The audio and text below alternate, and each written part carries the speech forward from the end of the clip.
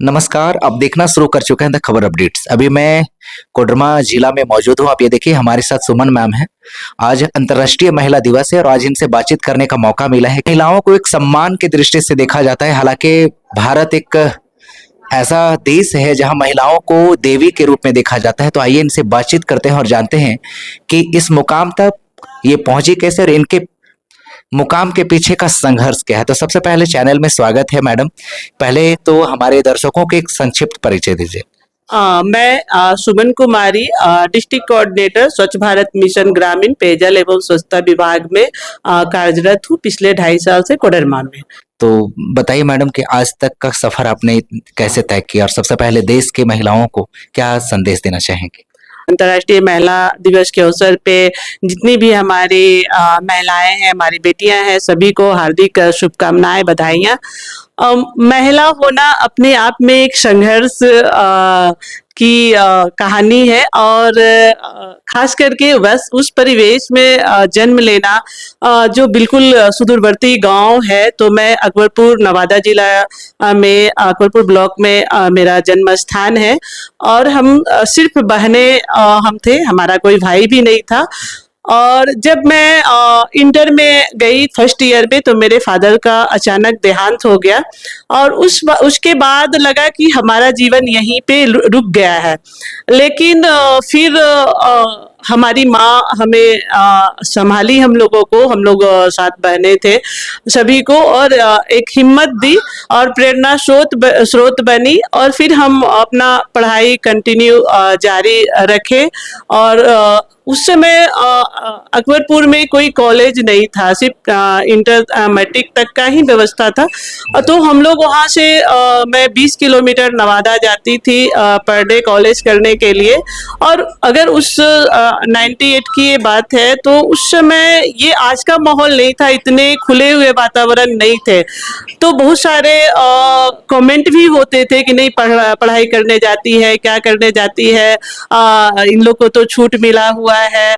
तो बहुत सारे कमेंट को हम लोगों ने झेला, जो कि मैं पहले ही बताया कि महिला होना अपने आप में एक संघर्ष है। मैंने उस संघर्ष को झेला है और खास करके मेरे पिताजी नहीं थे, भाई नहीं थे, तो इसका भी एक प्रेशर होता था कि लोग अगर हम कुछ गलत करेंगे तो लोग कहेंगे कि कोई नहीं है, इस कारण से हमने इस तरीके का गलत कदम उठाया।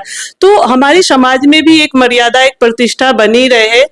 इन चीज़ों को करते करते हम लोग ग्रेजुएशन किए। ग्रेजुएशन के बाद हमारी फर्स्ट जो, अगर हम चूंकि बचपन से ही एनजीओ सेक्टर से जुड़े हुए थे तो उससे एक संघर्ष करने की हमें प्रेरणा मिली।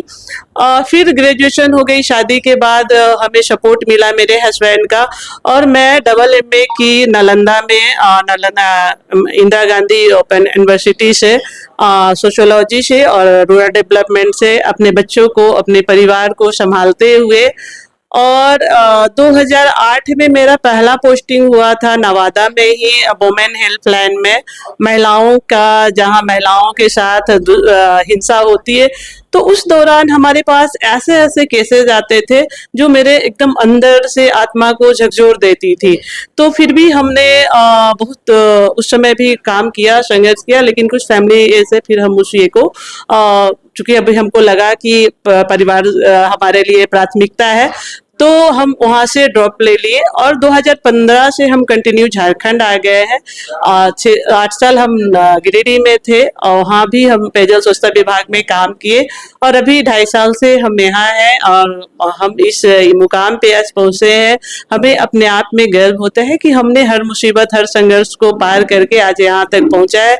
और एक जो मैं संदेश देना चाहूँगी आज के खास करके माँओं को या जो हमारी बहनें हैं कि अगर हमारे माता पिता, हमारे फैमिली अगर हम पे भरोसा करते हैं तो हमें उस भरोसा पे कायम होना चाहिए, उस भरोसा को बनाए रखना चाहिए और उस पे लोगों को निखर कर दिखाना चाहिए। आज इसका जीता जागता उदाहरण हमारे जिले में ही 3 महान जो विशिष्ट हस्तियां बोले वो महिलाएं हैं, चाहे वो हमारी डीसी मैम हो, हमारे एसडीओ मैम हो या हमारे एसी मैम हो, और भी विभिन्न विभागों में मुख्य ये पे पद पे कार्यरत महिलाएं हैं।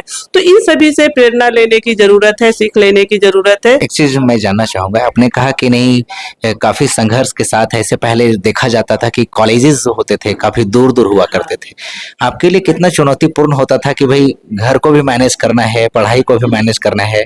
आज आप जल स्वच्छता विभाग में कोडरमा में पदस्थापित हैं, तो कितना चुनौतीपूर्ण होता था आपके लिए ये पढ़ाई? बहुत ही चुनौतीपूर्ण होता था, क्योंकि हमारी बैंकिंग आर्थिक स्थिति बहुत मजबूत नहीं था। हमारा भी सपना था कि हम IAS IPS की तैयारियां करें, लेकिन मेरे फादर के डेथ हो जाने के बाद हमारे यहाँ जो आर्थिक स्थिति का सामना करना मुश्किल होता था, तो हम खुद पढ़ाई भी करते थे, बच्चों को ट्यूशन भी पढ़ाते थे।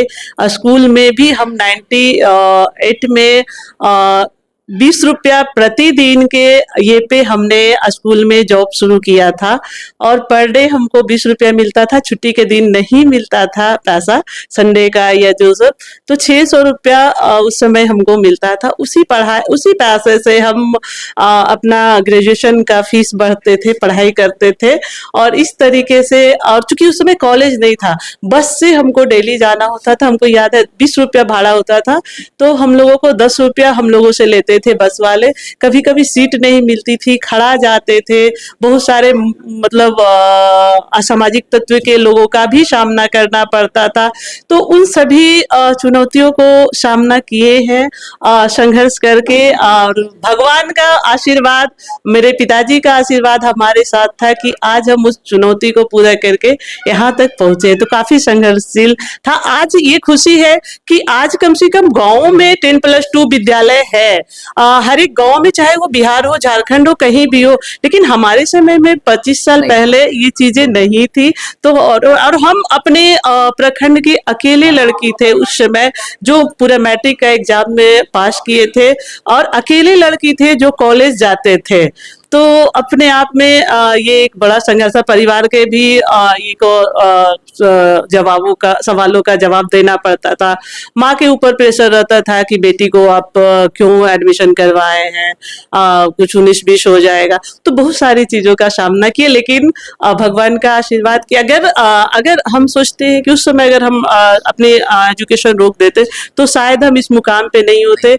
और आज अगर हमको लगता है कि छोटा सा ही अगर हमारे माध्यम से किसी को प्रेरणा मिलती है, तो ये हमारे लिए सौभाग्य की बात है। आज के महिलाएं जो, चाहे वो गांव की हो चाहे वो शहर की हो, प्रत्येक महिलाएं जो है कहीं ना कहीं समाज के लोगों के बीच कंधे से कंधे मिलाकर के चल रही हैं। तो आज के महिलाएं जो छूट गई हैं, जो पीछे हैं, उनको क्या संदेश देना चाहेंगी? उनके लिए संदेश होगा कि महिलाओं में एक अपार शक्ति है। जैसा कि आप देखिए कि अगर त्रिदेवियां, चाहे वो दुर्गा हो, लक्ष्मी हो, वो सरस्वती हो, तीनों महिलाएं ही हैं। और तो वो तीनों शक्ति हम में है। तो कोई भी महिलाएं कमजोर नहीं है। अगर वो ठान ले अपने आप में, अगर आत्मविश्वास भर ले, तो वो हर चुनौतियों को पार करके एक अपने मुकाम तक पहुंच सकती है। बस उनको ये कहेंगे कि अपना आत्मविश्वास बनाए रखे, अपने आत्मविश्वास के साथ वो आगे बढ़े। तो एक जो कहा जाता है ना कि आप अगर कुछ पाने के लिए चाहत होती है तो पूरे कायनात आपको वो चीज दिलाती है। तो महिलाओं में वो शक्ति है।